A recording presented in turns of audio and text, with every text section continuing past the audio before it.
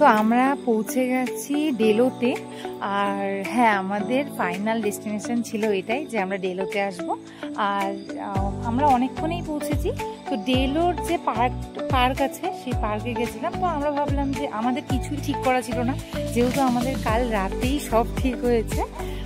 তো এবার আমাদের কিছুই ঠিক করা ছিল না, কোনো হোমস্টে কিছুই ঠিক করা ছিল না। তো আমরা ভাবছিলাম যে অনেক হোমস্টে আছে, পেয়ে যাবো কোনো একটা। তো তারপরে আমরা ডেলো পার্ক ঘুরে আসলাম, যে আমরা জানি অনেক হোমস্টে আছে, পেয়ে যাব।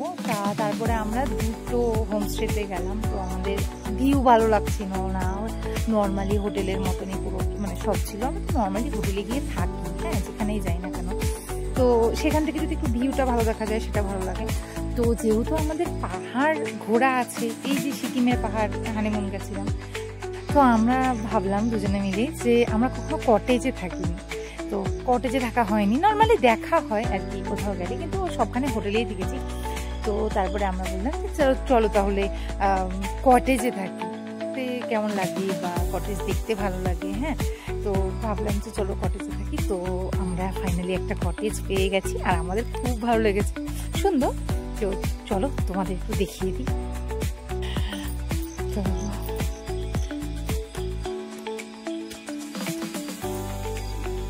প্রথমে কটেজের বাইরেটা একটু দেখিয়ে দিই।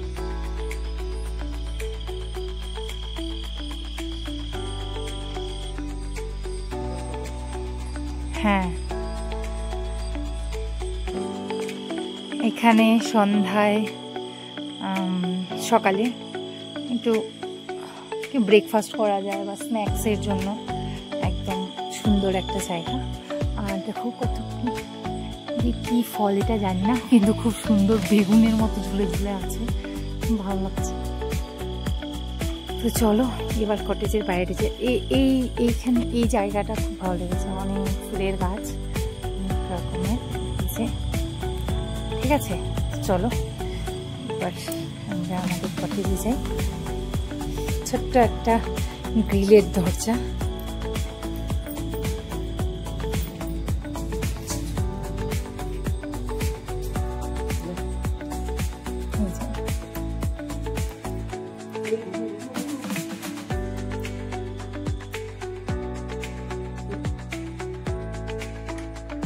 এই যে আমাদের ব্যাগ আমরা রেখেছি, দুটো হেলমেট, আর এই যে একটা ড্রেসিং টেবিল, সাইডে একটা টুল আছে, আর এটা বাথরুম।